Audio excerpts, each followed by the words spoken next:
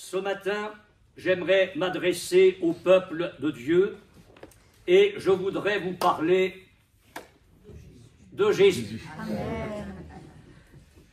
Que vous dire? Je voudrais vous parler de lui comme de celui qui est dans toute l'histoire de l'humanité. Ou s'il fallait donner un autre titre, je dirais Jésus d'une éternité à l'autre.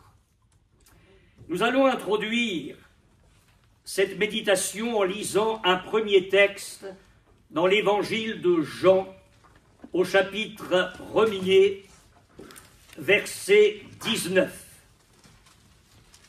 J'ai beaucoup de choses à vous dire. Mon pire ennemi quand je prêche, ce n'est pas le diable, c'est la montre. Et si je n'ai pas le temps de tout vous dire, nous continuerons la semaine prochaine, ça va vous faire du chemin, hein, depuis Dijon. Jean chapitre 1er, verset 19. Nous arrêterons notre lecture au verset 28, mais je vous demande de garder votre Bible ouverte, parce que nous allons faire d'autres lectures. Voici le témoignage de Jean, lorsque les Juifs envoyèrent de Jérusalem des sacrificateurs et des Lévites pour lui demander « Toi, qui es-tu » Il déclara, et ne le nia point, il déclara qu'il n'était pas le Christ. Et ils lui demandèrent « Quoi donc? Es-tu Élie » Et il dit « Je ne le suis point. » « Es-tu le prophète » Et il répondit « Non. » Ils lui dirent alors « Qui es-tu » afin que nous donnions une réponse à ceux qui nous ont envoyés. « Que dis-tu de toi-même » Moi, dit-il, je suis la voix de celui qui crie dans le désert « Aplanissez le chemin du Seigneur » comme a dit Ésaïe le prophète. Ceux qui avaient été envoyés étaient des pharisiens. Et ils lui firent encore cette question, « Pourquoi donc baptises-tu si tu n'es pas le Christ, ni Élie, ni le prophète ?» Jésus leur répondit, « Moi, je vous baptise d'eau, mais au milieu de vous, il y a quelqu'un que vous ne connaissez pas qui vient après moi. Je ne suis pas digne de délier la courroie de ses souliers. » Ces choses se passèrent à Béthanie, au-delà du Jourdain, où Jean baptisait. Et nous arrêtons ici cette première lecture. Ces versets font partie de ce que je pourrais appeler l'introduction à l'Évangile. Pourquoi? Parce que Jean-Baptiste est en effet la passerelle entre l'Ancien Testament et le Nouveau Testament. Il est la passerelle entre l'ancienne et la nouvelle alliance. La passerelle entre la loi qui a été donnée par Moïse et la grâce et la vérité qui sont venues par Jésus-Christ. Et à peine pourrait-on dire que la grande action divine pour la rédemption du monde est commencée là. Qu'avons-nous ici sous forme de récit? Nous avons le témoignage qui est rendu par Jean-Baptiste à la nation d'Israël. Parce qu'en effet, les Juifs ont envoyé des sacrificateurs, des Lévites, donc des chefs religieux, auprès de Jean-Baptiste pour lui demander ce qu'il était. La personne et le ministère de Jean-Baptiste posaient problème pour eux. Et ce témoignage de Jean-Baptiste, je le précise, va être rendu avant que le Seigneur Jésus lui ait été manifesté comme le Fils de Dieu. Nous avons lu au verset 26, « Moi, je vous baptise d'eau, mais au milieu de vous, il y a quelqu'un que vous ne connaissez pas, qui vient après moi. » Plus tard, et on va le lire tout à l'heure, mais au verset 31, à propos de Jésus, Jean-Baptiste dit « Je ne le connaissais pas ». Et à nouveau, au verset 33, « Je ne le connaissais pas ».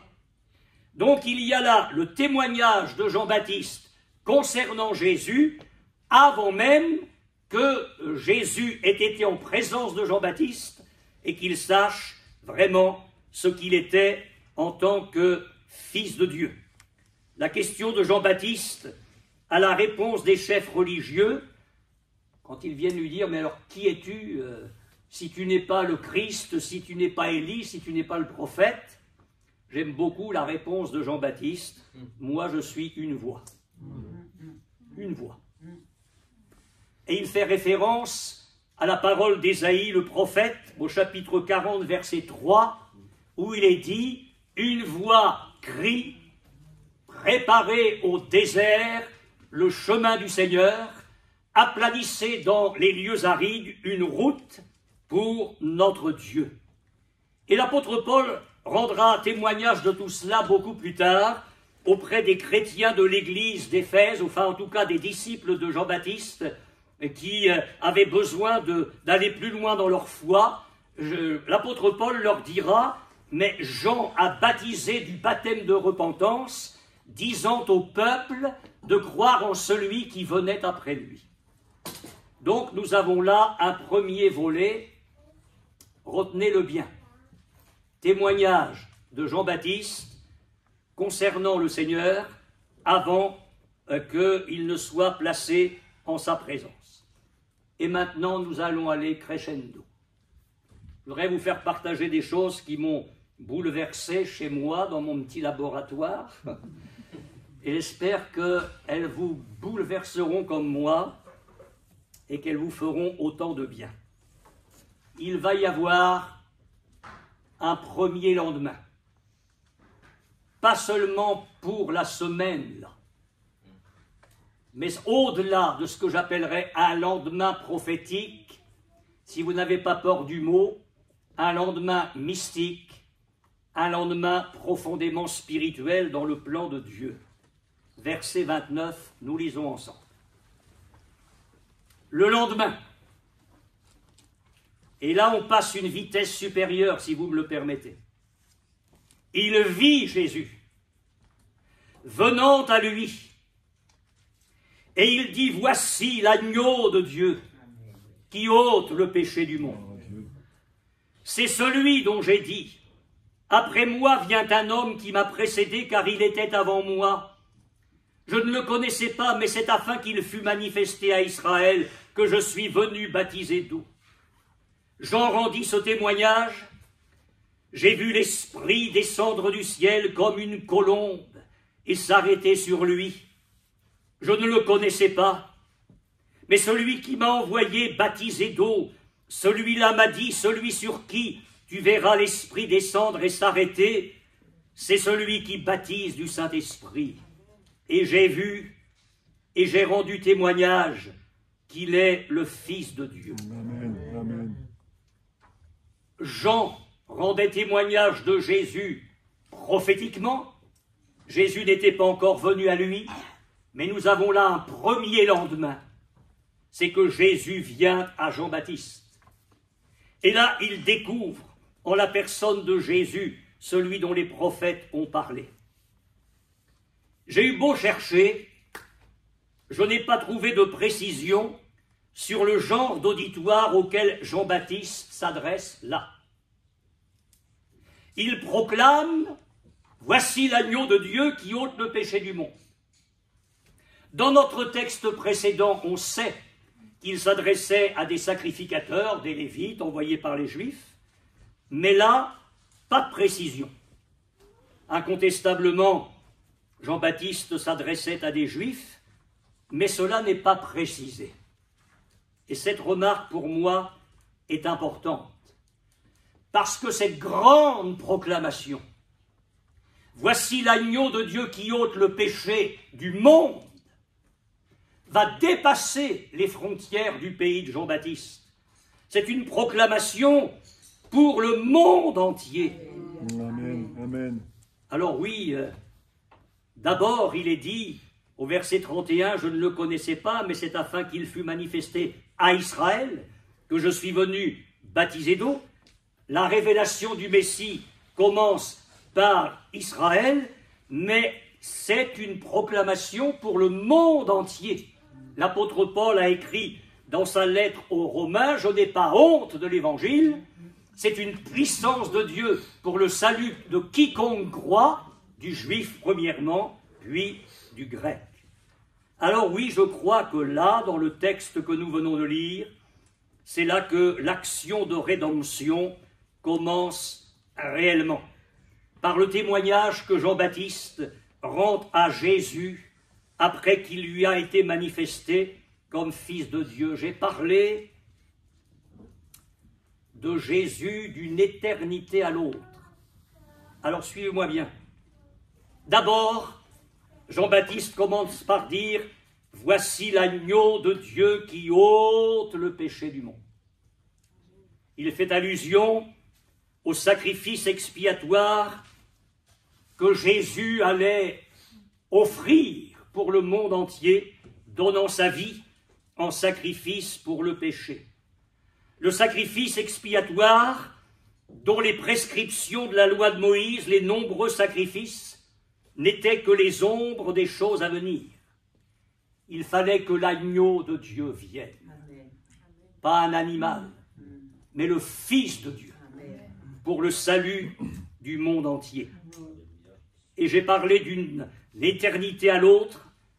Jean-Baptiste n'hésitera pas à parler de Jésus comme de celui qui existe de toute éternité. Celui qui était avant moi, celui qui vient après moi, m'a précédé. Comment est-ce que vous comprenez ça? C'est très simple. C'est que Jésus existait avant Jean-Baptiste et Jésus existait avant toute chose. Il est avant toute chose, il est Dieu. D'ailleurs, au verset 15 que nous n'avons pas lu, il est dit, Jean-Baptiste dit, c'est celui dont j'ai dit, celui qui vient après moi m'a précédé, car il était avant moi. Et ce qui amènera Jésus à être lapidé un certain jour, en tout cas on commence à lui jeter des pierres, c'est qu'il ose dire, avant qu'Abraham fût, je suis. C'est le je suis d'Exode 3, Jésus prend là le nom de l'Éternel, parce qu'il est l'égal du Père, il est Dieu. Et puis, Jean-Baptiste ajoute, c'est celui qui baptisera du Saint-Esprit. Suivez-moi bien, les choses vont être simples, mais c'est très important qu'on fixe ça. Il y a 3 grandes dispensations de Dieu à l'égard du monde. Quand je dis dispensation, c'est une grande période pendant laquelle Dieu est à l'œuvre envers les hommes. Alors il y a la dispensation du Père, qui part de l'éternité jusqu'au prophète Malachie. Dans toute cette période-là, c'est incontestablement la personne du Père qui est prédominante. Jésus n'en est pas absent, le Saint-Esprit non plus, loin s'en faut. Mais comment ne pas comprendre que dans cette dispensation-là, c'est celle du Père. Vient une dispensation beaucoup plus courte, qui part de la conception miraculeuse de Jésus dans le corps de Marie jusqu'à l'ascension.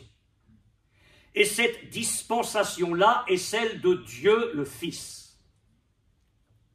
Et puis, quelques jours après l'ascension, le Saint-Esprit vient.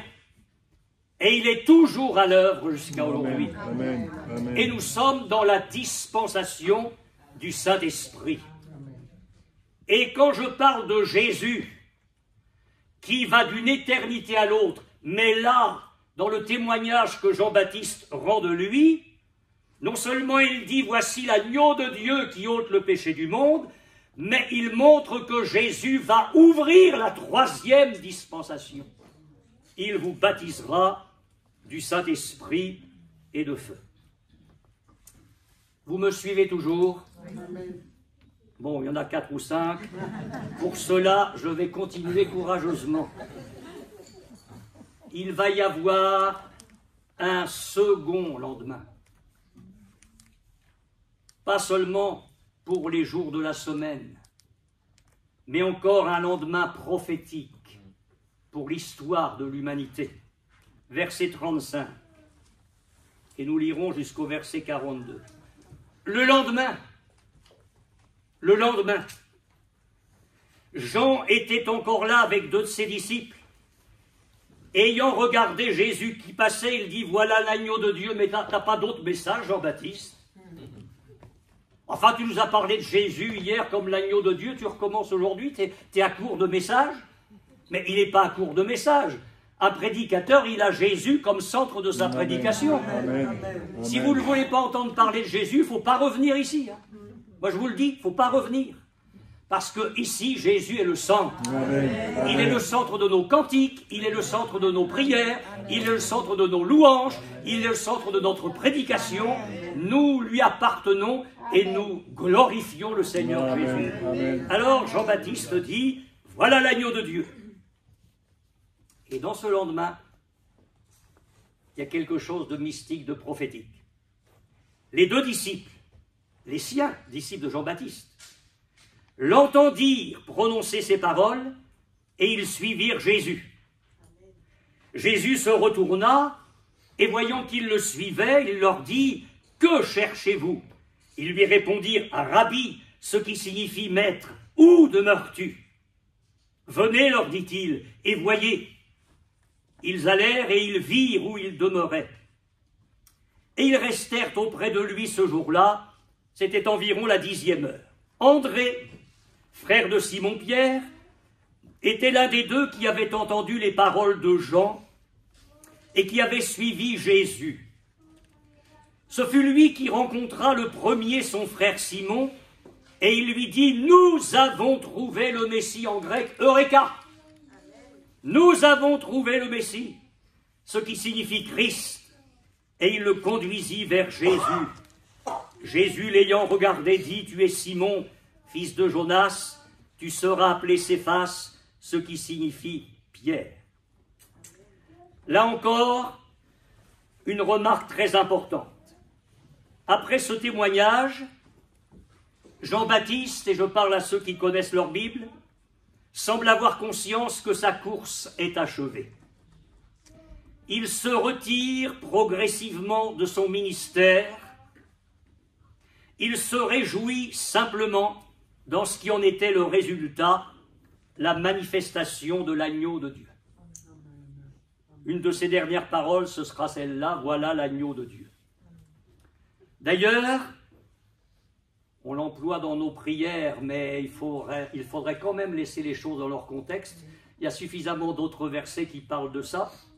Mais Jean-Baptiste, dans ce contexte précis dont je parle, a dit à propos de Jésus, il faut qu'il croisse et que je diminue. Il fallait que Christ prenne de plus en plus de place au milieu de sa nation, dans sa personne et dans son œuvre, et que le ministère de Jean-Baptiste passe en retrait. J'aime beaucoup presque les dernières paroles de Jean-Baptiste. Il dit, moi, j'ai été une voix qui a crié dans le désert. Et il fait encore allusion là au texte d'Ésaïe 40, verset 3. J'ai été une voix. Mais celui à qui appartient l'épouse, c'est l'époux. Vous-même m'êtes témoin que j'ai dit, je ne suis pas le Christ. Alors, l'ami de l'époux qui se tient là et qui entend la voix de l'époux éprouve une grande joie à cause de cela. Et cette joie qui est la mienne est parfaite. Si vous venez seulement pour entendre ma voix, je pense que vous allez rester sur votre faim. Mon souci, je vous le dis, mon souci en tant que serviteur de Dieu, c'est de n'être qu'une voix. Pour que vous entendiez finalement sa voix. Amen. Et je dis qu'à un moment donné, quand un pasteur, j'ouvre une parenthèse, mais ça part sur Internet, quand un pasteur prêche comme il convient qu'il prêche, il y a un moment où il perd son auditoire. Je ne veux pas dire que la salle se vide. Je veux dire que les gens l'apprécient toujours en tant que serviteur de Dieu dans son ministère, mais il perd son auditoire dans le sens où les gens progressivement se détachent de lui, ne dépendent pas de lui, ne dépendent plus de lui, mais s'attachent à Jésus. Amen. Ça ne veut pas dire qu'il faut envoyer promener le pasteur. Ça ne veut pas dire que moi je suis là maintenant. Hein? Non. Il ne faut pas mélanger la personne et le ministère. Hein?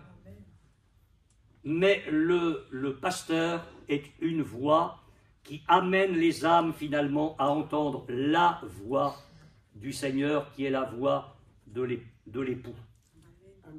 Alors, les disciples de Jean entendent ce témoignage. Voilà l'agneau de Dieu. Il se passe ce que je viens de vous dire. C'est-à-dire que ces deux disciples le quittent et ils suivent Jésus. Rappelez-vous ce que je vous ai dit en commençant.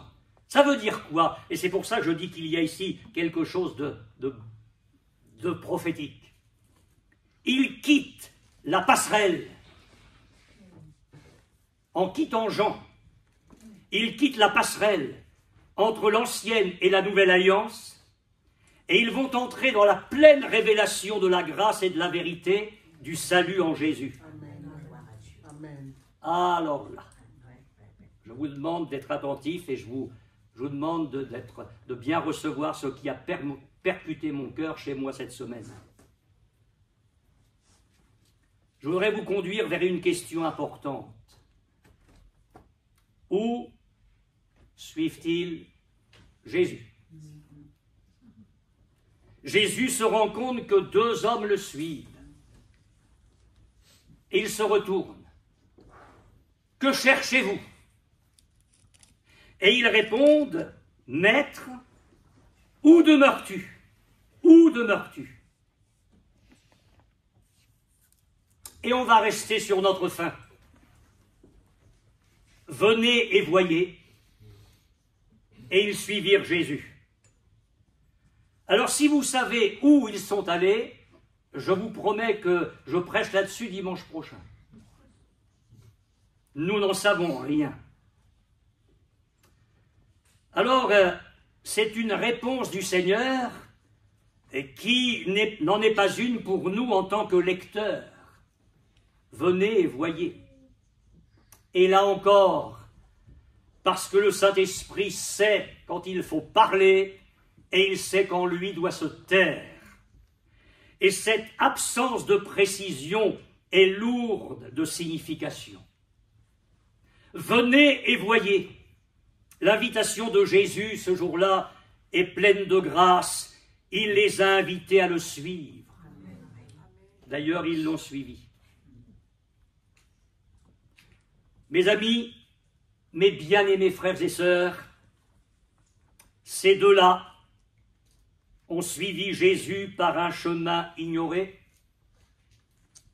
mais nous savons une chose, c'est qu'ils sont avec lui. Et je ferai le lien avec mon message de dimanche dernier, où Jésus est l'étranger. Si on ne sait pas par quel chemin Jésus est passé ce jour-là, et si le Saint-Esprit ne trouve pas bon de nous dire où Jésus est allé avec ces deux-là, c'est parce que l'Évangile est en train de nous parler ici, et c'est le prologue de Jean, de Jésus comme l'étranger. Le regard qui est porté ici sur ce qui se passe, c'est le regard d'une terre qui ne sait rien de Jésus. Alors le chemin qu'ils ont suivi avec le Christ échappe à ce qui est terrestre, échappe au rationalisme, échappe à tout ce qui est humain. L'endroit où Jésus se rend échappe à toute connaissance terrestre. Jésus est l'étranger, ses disciples le suivent, en tant que tels, ils sont avec lui des étrangers. J'aimerais vous dire, et c'est le lien avec dimanche dernier, que le chemin que nous suivons, celui que nous suivons, notre Seigneur Jésus, et la demeure où il réside, tout cela échappe à la connaissance d'un monde loin de Jésus. Nous sommes étrangers avec le Seigneur. Permettez-moi ici de faire un parallèle. Ce petit rassemblement, les deux anciens disciples de Jean-Baptiste, ce petit rassemblement groupé ce jour-là autour de l'agneau de Dieu, suivez-moi bien toujours, n'était pas pour ici-bas. C'était la première poignée de blé pour le grenier céleste. C'était les prémices de la famille du ciel pour Dieu et pour l'agneau. Et nous le savons avec le récit des évangélistes, la terre n'y a pas pris garde. Le fait a passé inaperçu. Le fait que Jésus était venu d'en haut, le fait qu'il était le chemin pour aller à Dieu, le fait qu'il s'en retournait vers le Père, tout cela était étranger à un monde dans les ténèbres. Seuls ceux qui l'ont suivi et qui le suivent savent où il demeure. Et c'est pour ça que le Saint-Esprit laisse tout ça sous silence, parce que la chose est vue depuis la terre, depuis un monde de ténèbres. Mais ici, dans ces deux-là, moi ça me plaît bien ce passage-là, dans ces deux-là, nous avons l'embryon de la famille céleste, c'est-à-dire la future Église, et encore une fois sur une terre qui est une terre étrangère. Cette famille céleste qui suit Jésus, mais c'est celle donc que souhaite le psaume 2, embrasser le Fils. Et ces deux-là, ce jour-là, ont embrassé le Fils. Ils ont embrassé l'agneau de Dieu. Ils ont reconnu Jésus comme l'agneau et, par anticipation, la puissance du sang rédempteur. Mais alors là, alléluia, il n'y a que moi qui peux le dire pour l'instant. Écoutez, on ne sait pas le chemin. On ne sait pas où il habite. Et le Saint-Esprit vient nous parler de l'heure. La 10e heure. Et alors, ça nous apporte quoi la 10e heure? Oh, bien plus que vous ne pensez. Est-il important de savoir à quelle heure ils ont suivi Jésus? Le Saint-Esprit ne parle jamais pour ne rien dire. Je vous ramène une fois encore ce matin sur le Golgotha. Il est là dans des souffrances indicibles. Depuis 3 heures du matin. Enfin, la 3e heure, pardon. C'est-à-dire 9 heures du matin. De 3 heures, de la 3e heure à la 6e heure, c'est tout ce qu'il peut y avoir de plus abject, de plus cruel, c'est tout s'élève d'en bas. Les insultes, le rejet, les blasphèmes, ça fuse de partout. Et il est là dans ses souffrances, sous le feu de tout ce rejet, l'étranger. Et puis il se passe quelque chose de surnaturel. À la 6e heure, la terre se couvre de ténèbres, jusqu'à la 9e heure. Et j'ai essayé, un tout petit peu, d'imaginer ce que Jésus a souffert à ce moment-là. Non seulement toutes les souffrances horribles dans son corps, mais quelque chose de terrible va survenir, c'est que le Père va se détourner de lui, parce que Jésus est en train de devenir péché pour nous. Alors Dieu doit détourner la face de son Fils, une communion est rompue. Et j'ai toujours dit, et je n'hésite pas à le redire ce matin, là, Jésus connaît l'enfer pour nous. Parce que qu'est-ce que l'enfer? Sinon la séparation d'avec Dieu. Il est allé jusque-là. Il est allé jusque-là pour toi. Il a subi l'enfer pour toi. Élie, Élie, lama sabachthani. Mon Dieu, pourquoi m'as-tu abandonné? Il dira qu'il a soif. On lui tend du vinaigre au bout d'une perche. Il prononcera encore une parole et puis il expire. C'est la fin de la 9e heure.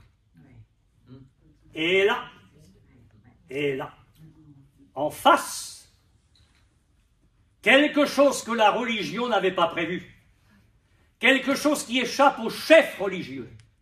c'est que entre le lieu saint et le lieu très saint dans le temple, il y a un rideau très épais, qui ne pouvait pas être déchiré par une main d'homme avec les efforts humains. Mais d'autant plus que le rideau n'a pas été déchiré par le bas, il a été déchiré par le haut. Au milieu, la main de Dieu a déchiré le rideau. Le chemin du lieu très saint, qui n'était pas encore ouvert, c'est ce que me dit l'Épître aux Hébreux, chapitre 9, l'est maintenant. L'agneau de Dieu vient de donner sa vie pour le monde. Et Dieu ouvre le lieu très saint. C'est la 10e heure. C'est la 10e heure. Alors ce qui échappe au monde, parce que le monde ne comprendra jamais que nous, les chrétiens, nous suivions ce chemin-là, ils se réunissent là tous les dimanches pour chanter, mais ils sont fous ces gens-là. Eh bien oui, on assume notre folie. C'est un chemin que vous ignorez, et j'espère que vous ne l'ignorerez pas toujours, que vous allez venir avec nous dans ce chemin-là, parce que c'est le seul qui apporte la vie. Le chemin est ignoré, le lieu où il demeure est ignoré, mais Dieu nous attendait comme disciples de Jésus dans le lieu très saint. Il nous attendait là, c'est-à-dire dans sa communion, dans la communion intime avec Dieu, avec Christ. Dieu attend les rachetés de l'agneau qui sont encore sur la terre, il les attend spirituellement là où Jésus demeure. Vous savez où Jésus demeure? Au ciel. Alors si le ciel n'est pas le lieu très saint, moi je me demande où il est. Hein. Et vous entendez alors l'apôtre Paul, qui a suivi lui aussi l'agneau sur un chemin, et Dieu sait si le chemin suivi par Paul a été ignoré du monde. Nous étions morts par nos offenses et par nos péchés, mais Dieu qui est riche en miséricorde, nous qui étions morts par nos offenses et par nos péchés, il nous a rendus à la vie avec Christ. C'est par grâce que vous êtes sauvés, par le moyen de la foi. Cela ne vient pas de vous. Et il est dit, il nous a ressuscités ensemble et il nous a fait asseoir ensemble dans les lieux célestes. C'est ça la 10e heure. C'est ça la 10e heure. La 10e heure pour la famille céleste, c'est d'être là où Jésus est. Amen. Venez, voyez. Et qu'est-ce qu'il a dit? Qu'est-ce qu'il a dit? Il y a plusieurs demeures dans la maison de mon Père. Si cela n'était pas, je vous l'aurais dit. Je m'en vais vous préparer une place. Et lorsque je m'en serai allé et que je vous aurai préparé une place, je reviendrai et je vous prendrai avec moi, afin que là où je suis, vous y soyez aussi. Alors bientôt on y sera pour toujours. Amen. Avec un corps glorifié. Mais j'espère que vous avez bien habité, que vous habitez bien votre résidence principale. Amen. Si à la sortie, je vous demande, bon, j'aimerais vous voir cette semaine, quelle est votre adresse? Vous allez me donner votre adresse, mais ça, c'est votre résidence secondaire. Ça, c'est la terre. La résidence principale, c'est pour la famille céleste de la 10e heure. La résidence principale, c'est que nous, ce matin, spirituellement, nous vivons avec lui dans les lieux célestes. Amen. Alors ça va se voir par le sourire que vous allez me faire. Hein. Ah bah oui, parce que si vous êtes la famille céleste qui vit de cœur dans le ciel, ça se voit. Hein. Ça se voit. Ça transpire. Et je voudrais vous dire qu'il y a un autre point dans notre texte qui confirme la pensée de l'embryon de la famille céleste. C'est ce prolongement avec l'appel de Simon-Pierre. André est l'un des deux qui a suivi Jésus. Et quand on a découvert le Seigneur, qu'est-ce qu'on fait? Bah, on va vers les autres. Hein. Il va falloir qu'on s'y mette une bonne fois pour toutes ici. Hein. Eh oui. Alors il va rencontrer Simon, son frère, et il lui dit, nous avons trouvé le Messie.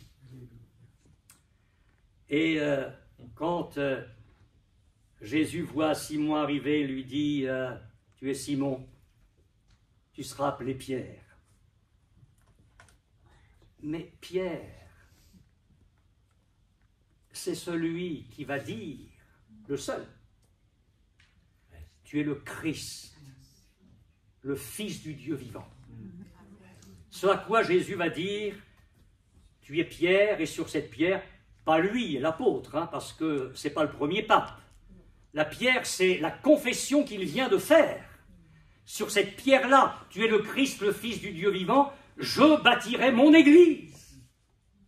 Pierre est là, comme la grande colonne de l'embryon. La preuve, c'est que Paul va parler de lui comme de l'apôtre des circoncis, Israël. Ça commence par Israël. Mais au chapitre 10 des Actes, il y a une charnière, il y a une plaque tournante. C'est que le Seigneur envoie Pierre chez un païen, le centenier Corneille. Et là, tout est en train de tourner. C'est-à-dire que non seulement le salut est pour Israël, mais il va être pour le monde entier. Alléluia. Et Dieu va permettre que l'évangile, d'ailleurs au début il y va à reculons, Pierre, hein, mais Dieu le pousse quand même, tu ne veux pas y aller, mais tu vas y aller. Alors il prêche l'évangile, il parle de Jésus, de quoi voulez-vous qu'il parle? Son message est rempli de Jésus. Et les gens n'ont même pas le temps d'être baptisés, leur cœur est tellement ouvert que le Saint-Esprit descend, il vous baptisera du Saint-Esprit. Le Saint-Esprit descend, ils sont baptisés du Saint-Esprit. Et là, Pierre dit, on ne peut pas refuser l'eau du baptême. C'est pour ça que je dis, il y va vraiment à reculons. Hein. On ne peut pas refuser l'eau du baptême à ceux qui ont reçu le Saint-Esprit aussi bien que nous. L'Église était en train de naître, non seulement pour Israël, mais pour le monde entier. C'est pour ça que dans le texte qui nous préoccupe, il y a vraiment l'embryon de la famille céleste. Vous savez, dans Hébreux 11, il est parlé des héros de la foi. Alors je vais m'arrêter en partant depuis Abel jusqu'à Abraham et Sarah. Et il est dit, c'est dans la foi qu'ils sont tous morts, sans avoir obtenu les choses promises. Mais ils les ont vus et salués de loin, reconnaissant qu'ils étaient étrangers et voyageurs sur la terre. Et l'auteur de l'Épître aux Hébreux dit, ceux qui parlent ainsi montrent qu'ils cherchent une patrie. S'ils avaient eu en vue celle d'où ils étaient sortis, ils auraient eu le temps d'y retourner. Mais maintenant, ils en désirent une meilleure. Et c'est pourquoi Dieu n'a pas honte d'être appelé leur Dieu, parce qu'il leur a préparé une cité. C'est la famille céleste, la famille de la foi. On continue? Ah, vous êtes plus nombreux, là. Ça m'encourage. Il y a un autre lendemain. Parce que prophétiquement, Dieu est en train, en Jésus, je dis bien en Jésus, de tourner les pages de l'histoire, non seulement présente, mais cette histoire qui va couvrir toute l'humanité au fil des siècles. Chapitre 1er, verset 43. Et tant pis si c'est long, parce qu'on va finir en beauté. Verset 43. Le lendemain, et où c'est marqué, c'est martelé. Le lendemain, Jésus voulut se rendre en Galilée, et il rencontra Philippe. Il lui dit, suis-moi. Philippe était de Bethsaïda, de la ville d'André et de Pierre. Philippe rencontra Nathanaël, et il lui dit, nous avons trouvé celui de qui Moïse a écrit dans la loi et dont les prophètes ont parlé, Jésus de Nazareth, fils de Joseph. Nathanaël lui dit, peut-il venir de Nazareth quelque chose de bon? Plus de préjugés, tu meurs. Peut-il venir de Nazareth quelque chose de bon?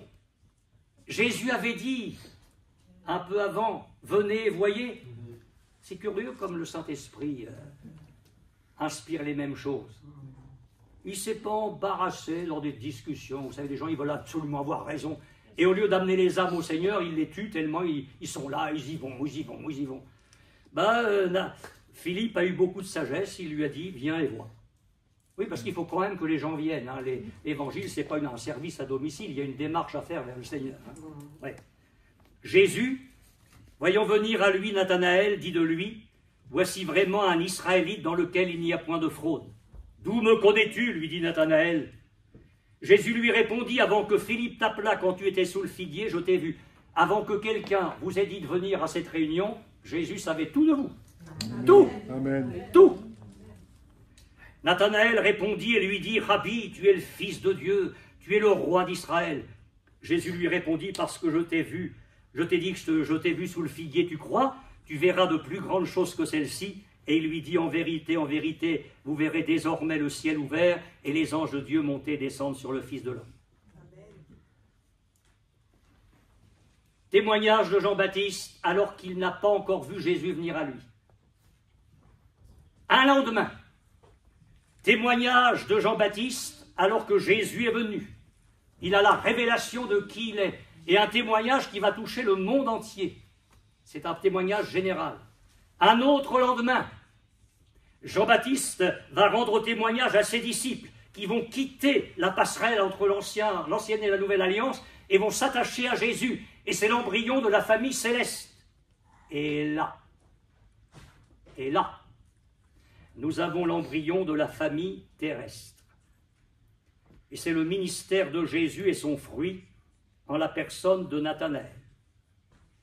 Après la famille céleste, nous avons ici une chose nouvelle. Ce n'est plus un rassemblement avec Jésus comme l'agneau de Dieu. Bien sûr qu'il reste l'agneau de Dieu et que personne ne peut être disciple sans avoir reçu Jésus comme l'agneau de Dieu. Mais ici, ce n'est pas le point le plus important qui est souligné, même si c'est le fondement. Mais au-delà, il y a un rassemblement avec celui dont il est rendu témoignage par Philippe. Nous avons trouvé celui de qui Moïse a écrit dans la loi et dont les prophètes ont parlé. Il ramène Nathanaël à la loi de Moïse. On est dans un autre registre. Jésus voit venir Nathanaël à lui. Et qu'est-ce qu'il dit? Voici un Israélite dans lequel il n'y a pas de fraude.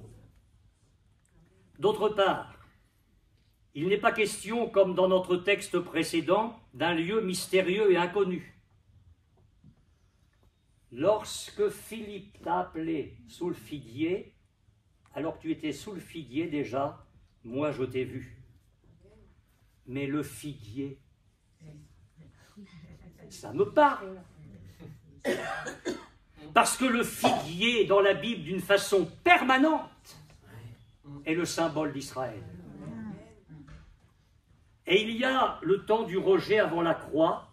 Alors c'est vrai que Jésus est acclamé par une partie de la foule, mais pas que. Les chefs religieux se dressent contre lui. Jésus est obligé de faire un fouet pour nettoyer le temple de tout ce qui était arrivé comme scandale par ceux qui faisaient du temple un véritable commerce. Et puis, on sait bien que Jésus est rejeté dans toute cette période-là. Et le lendemain, il sort, il a faim, il s'approche d'un figuier. Il n'y a pas de figue, il n'y a pas de fruit.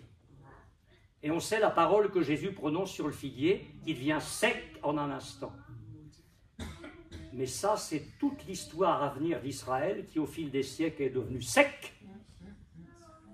Sec, parce qu'il n'a pas reconnu son Messie. Et puis Jésus parle de la fin des temps. Tout ce qui va arriver de catastrophique dans le monde, mais il dit, mais attendez, levez vos têtes, parce que votre délivrance approche. Et là, après 20 siècles de sécheresse pour la nation, Jésus parle encore du figuier, mais qui cette fois reverdit. Il dit, mais prenez une comparaison tirée du figuier dès que ses branches poussent et que les branches deviennent tendres et que les feuilles poussent. Vous connaissez que l'été est proche. Donc là, ce figuier est l'horloge de l'humanité, l'horloge du temps de Dieu. Il est devenu sec et il a été sec pendant des siècles. Mais nous, chrétiens, à la lumière des textes bibliques, on ne peut pas nier le fait que la prophétie est en train de s'accomplir et que le figuier est en train de reverdir. Je n'ai pas le temps de vous parler de ça ce matin. Mais là, on est plein dans le symbole d'Israël. Et Nathanaël, il est là-dessous. Il va entendre parler de celui dont la loi a parlé. Il est israélite. Il est sous le figuier. Et il vient vers Jésus. Et il va devenir son disciple. Et quand il entend le Seigneur, qu'il le voit, son cœur s'ouvre. Tu es le roi d'Israël. Et comme si ça ne suffisait pas, excusez-moi l'expression, Jésus va remettre le couvert. tu vas voir des choses plus grandes que celles-ci. Vous verrez désormais le ciel ouvert et les anges de Dieu monter et descendre sur le Fils de l'homme. Ça vous dit rien à vous, et je ne vais pas vous le reprocher, mais pour l'Israélite là, ça veut dire quelque chose. Il revient à Genèse 28, où un certain Jacob qui deviendra Israël.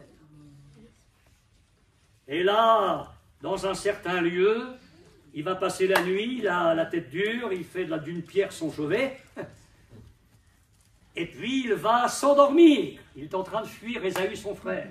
Et là, il a une vision. Une échelle dont le sommet touche au ciel et la partie inférieure sur la terre, et les anges de Dieu qui montent et qui descendent. Mais qu'est-ce que Jésus est en train de nous dire là, Nathanaël? Mais c'est qu'il est lui l'échelle. Il est la réalité dont l'Ancien Testament n'est que l'ombre. Et quand je vous dis que là, on est en plein dans la famille d'Israël, c'est pas le texte précédent. Le texte précédent, c'est la famille céleste. Là, on va avoir la famille terrestre, prophétiquement et d'une façon mystique. Pourquoi est-ce que je dis ça? Parce que quand le Seigneur parle à Jacob, il lui dit dans la vision,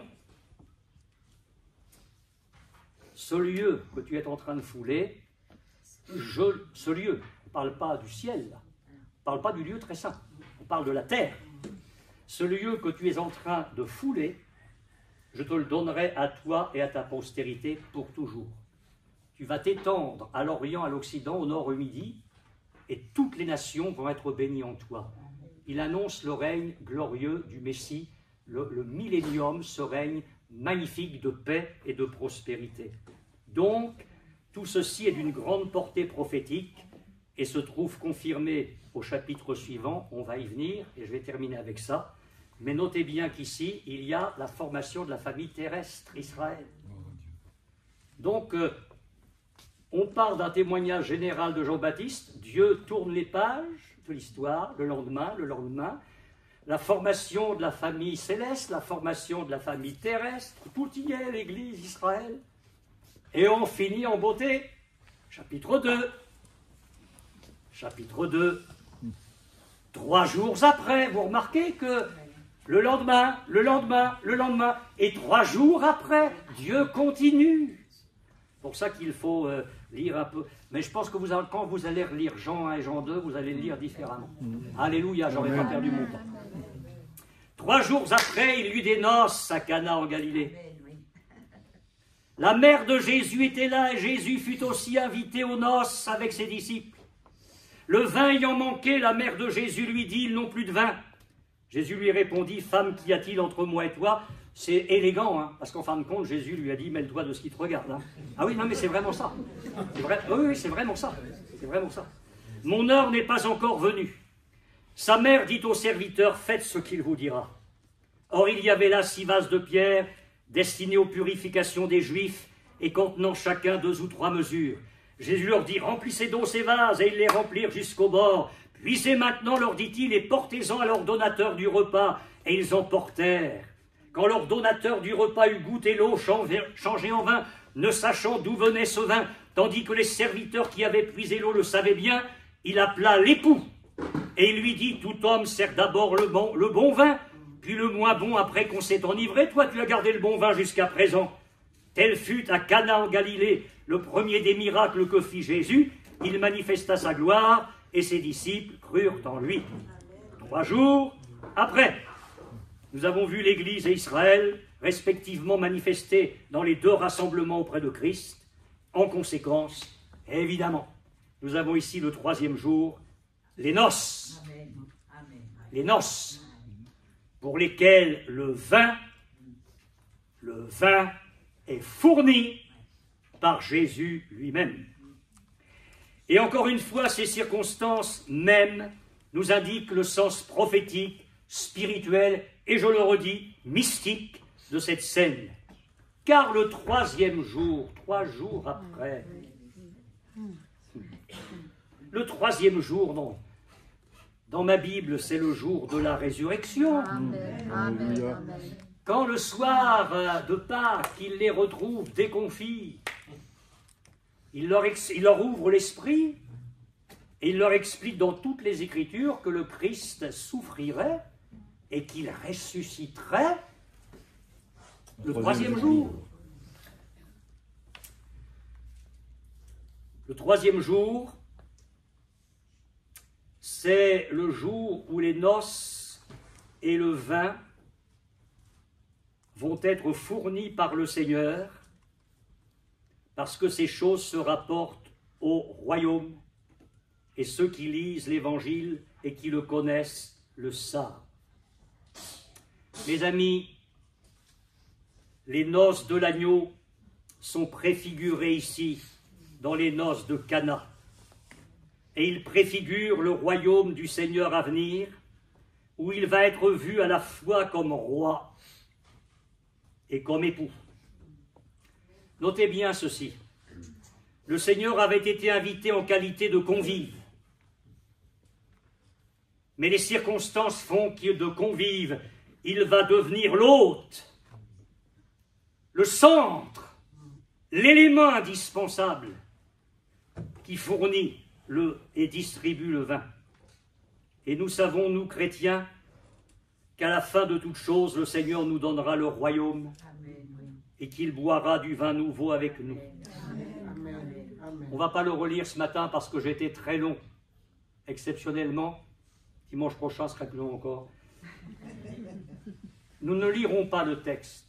Mais comment ça se passe le soir de la Pâque? Jésus prend du pain, il le rompt, puis le distribue à ses disciples en disant « Prenez, mangez, ceci est mon corps ». À la fin du repas, il prend la coupe et il dit « Buvez-en tous, car ceci est mon sang, le sang de l'alliance qui est répandu pour beaucoup ». Et écoutez bien la suite. « Je ne boirai plus désormais de ce fruit de la vie jusqu'au jour où je le boirai nouveau, dans le royaume de mon Père. » Alors je ne peux pas résister à la tentation, parce qu'elle est bonne celle-là, de lire avec vous dans 1 Corinthiens au chapitre 15, verset 20. Merveilleuse Bible, inspirée par le Saint-Esprit, où tout se tient magnifiquement, de la Genèse à l'Apocalypse. 1 Corinthiens 15, verset 20. Mais maintenant, Christ est ressuscité des morts. Le troisième jour, c'est le troisième jour. Et il est les prémices de ceux qui sont morts. Car puisque la mort est venue par un homme, c'est aussi par un homme qu'est venue la résurrection des morts. Et nous connaîtrons ce troisième jour. Amen. En lui, avec lui. Alléluia. Comme tous meurent en Adam, de même aussi tous revivront en Christ. Mais chacun en son rang, Christ comme prémisse, puis ceux qui appartiennent à Christ lors de son avènement. Ensuite viendra la fin, quand il remettra le royaume à celui qui est Dieu et Père, après avoir détruit toute domination, toute autorité, toute puissance. On a commencé avec le témoignage de Jean-Baptiste, alors qu'il n'avait pas encore vu Jésus venir à lui, et là on arrive prophétiquement à la fin, aux noces. Aux noces. Ouais. On va lire encore dans l'Apocalypse. Alors là, ça ne peut pas être plus beau, là. Apocalypse, chapitre 19, pardon. Dans 2 chapitres, il n'y a plus de Bible, c'est fini. Chapitre 19, verset 6. Alors là, moi je suis impressionné par l'inspiration de la parole de Dieu. Et j'entendis comme une voix d'une foule nombreuse, comme un bruit de grosses eaux. Ah, c'était pas l'église chrétienne certains dimanches. Hein. Et comme un bruit de fort tonnerre, disant « Alléluia ! Loué soit l'Éternel. Car le Seigneur notre Dieu Tout-Puissant est entré dans son règne. » On a le royaume. On a le royaume. Réjouissons-nous et soyons dans l'allégresse et donnons-lui gloire, car les noces de l'agneau sont venues. Là, on a les noces. On passe de Nathanaël aux noces de Cana. Et son épouse s'est préparée. Il lui a été donné de se revêtir d'un fin lin éclatant pur, car le fin lin, ce sont les œuvres des saints, justes des saints. Et l'ange me dit, écris heureux ceux qui sont appelés au festin des noces de l'agneau. Alléluia. On a le fondement. Ça a commencé par les noces de l'agneau. Et puis on a eu la famille céleste. Et puis on a eu la famille terrestre. Et là, le Saint-Esprit bloque tout à la fin. Il nous parle de l'agneau, il nous parle du royaume, et il nous parle de l'épouse des noces qui sont célébrées avec Christ, noces mystiques, spirituelles pour l'éternité. Alors, par son intervention miraculeuse à Cana, miraculeuse et pleine de grâce, Jésus transforme une simple noce en un mystère. Le récit se termine, il manifesta sa gloire. Je crois que c'est la gloire préfigurée du royaume et que Nathanaël avait reconnue en la personne de Jésus. Jésus devient l'hôte et l'époux. Parce que le maître d'hôtel, je vais l'appeler comme ça, finalement, il appelle Jésus, après qu'ils ont goûté le vin, il dit, mais il appelle l'époux. Hein. Et lui dit, mais tout homme sert d'abord le bon vin, puis le moins bon après. Mais il appelle l'époux. Là, il dit l'époux, en principe, fait ça. Et ça veut dire que Jésus devient l'époux dans la parabole, dans le récit biblique, si je comprends bien. Il devient l'époux qui sert le vin le meilleur. Vous savez, mes frères et sœurs, Jésus garde le meilleur vin pour la fin. Amen. Il garde le meilleur vin pour son peuple. Le vin est le symbole de la joie dans la Bible. Il y a des joies misérables, des joies souillées, sales, il y a des joies saines, et j'oserais même dire qu'il y a des joies spirituelles. Le fruit de l'esprit, c'est la joie. Eh bien, tout ça, c'est pas encore le meilleur. Parce que le meilleur vin nous attend. Jésus a parlé du vin nouveau qu'il va boire avec nous là-haut. Le Seigneur va en quelque sorte mettre de côté nos joies premières et il va nous donner le meilleur, le divin pour l'éternité. Alors, dans toute cette ouverture de l'évangile de Jean, nous avons ici tracé par le Saint-Esprit toute la carrière de Christ d'une éternité à l'autre. Ça part des premiers versets du chapitre 1er jusqu'aux noces de Cana. C'est tout le parcours de Jésus qui remplit l'histoire de l'humanité. Il est Dieu de toute éternité. Il est le Messie pour Israël et pour les nations.